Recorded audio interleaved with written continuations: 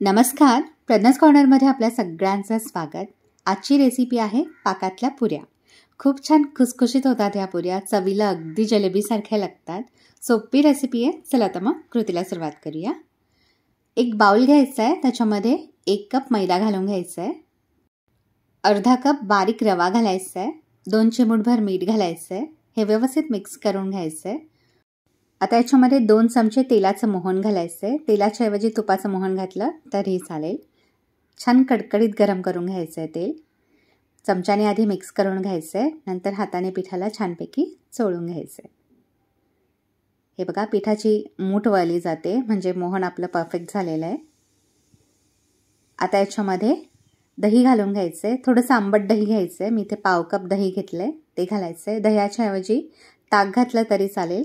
जर ताक घालत असाल तर अर्धा कप घाला। मी इथे घट्टसर दही घातलंय म्हणून पाव कप घेतलेलं आहे। आता पाव कप पाणी घालायचं आहे आणि पीठ भिजवून घ्यायचं आहे।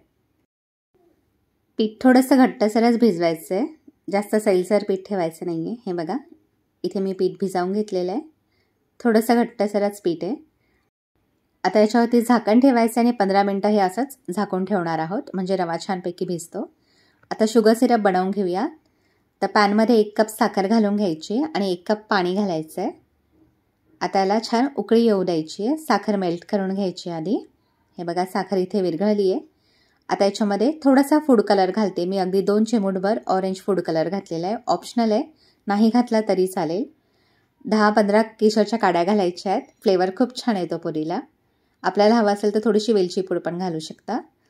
व्यवस्थित मिक्स करून घ्यायचं आहे। हे बघा, अजून 5 मिनिटं मी हा पाक शिजवून घेतलेला आहे मीडियम फ्लेमवरती। 1 तारी पाक करून घ्यायचा आपल्याला, याची छान 1 तार येते। पाक रेडी झालेला आहे। आता पाव चमचा लिंबाचा रस घालून घ्यायचा आहे,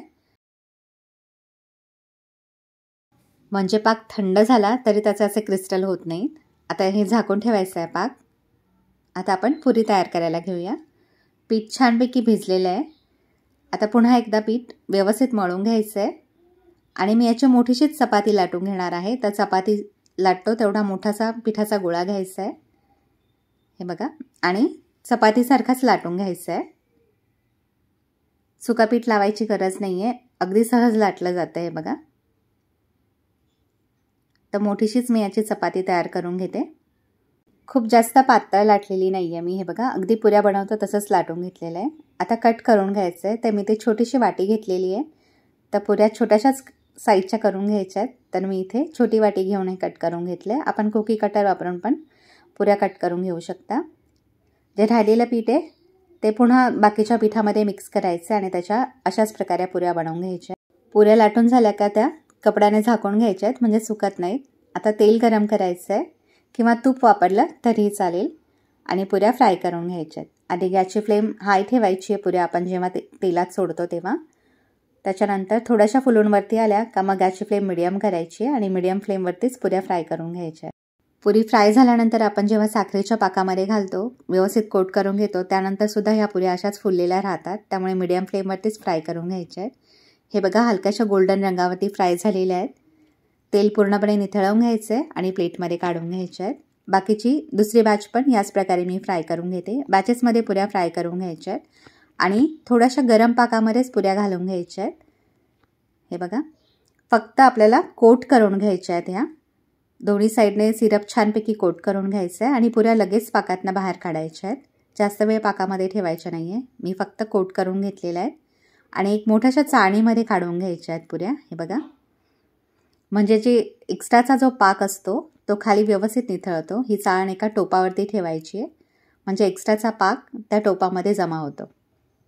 हे बघा, बॅचेसमध्ये पुऱ्या अशा शुगर सिरपमध्ये कोट करून घ्यायच्या आहेत आणि मस्त पिस्ताचे काप घालून गार्निश करायचे आहेत। मस्त लागतात ह्या पुऱ्या, नक्की करून पहा आणि कमेंट बॉक्समध्ये मला आपले रिप्लाय नक्की कळवा। माझी रेसिपी आपल्याला आवडली तर चॅनलला लाईक, शेअर आणि सबस्क्राईब करा।